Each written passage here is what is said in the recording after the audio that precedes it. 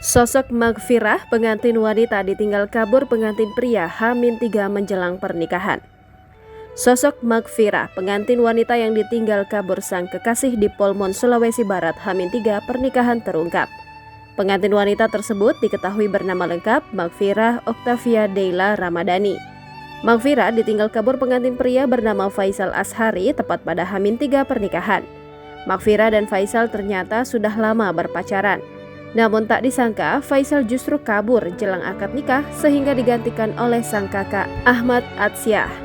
Pernikahan itu terjadi di Kelurahan Papang, Cimpalagian yang digelar pada Sabtu 15 Juli 2023. Adapun mahar pernikahan tersebut diketahui dalam TikTok @anisya_tasya_putri 9 yang mengunggah penampakan mahar yang bertuliskan Rp80. Diungkap oleh pihak keluarga mempelai wanita, Linda, bahwa Faisal sang pengantin pria kabur 3 hari jelang pernikahan karena mengaku tak siap menikahi Magfirah. Kendati begitu, undangan pernikahan dari kedua pihak sudah tersebar sehingga digantikan oleh kakak ipar, Ahmad Atsyah. Sementara itu, Faisal yang awalnya hendak dinikahkan belum kembali setelah kabur dari rumah. Faisal Ashari diketahui masih sangat muda dan masih duduk di bangku SMA. Linda juga mengatakan antara Faisal dan sepupunya tersebut masih sama-sama duduk di bangku SMA. Lantaran sudah sakit hati ditinggal kekasihnya, Magfirah siap menerima Ahmad.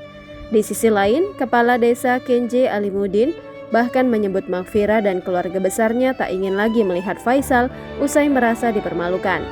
Alimudin menyebut Magfirah mengaku sakit hati kepada Faisal karena ditinggal menjelang pernikahan. Bahkan Alimudin menyebutkan jika Magfirah tidak mau lagi menikah dengan Faisal jika dia kembali. Dijelaskan pihak keluarga mempelai wanita alasan sang kakak siap menikahi Magfirah karena ingin melihat keluarganya baik-baik saja.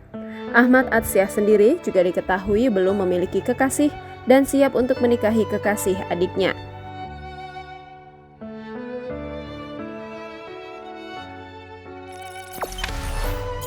Jangan lupa subscribe, share, komen, dan like ya.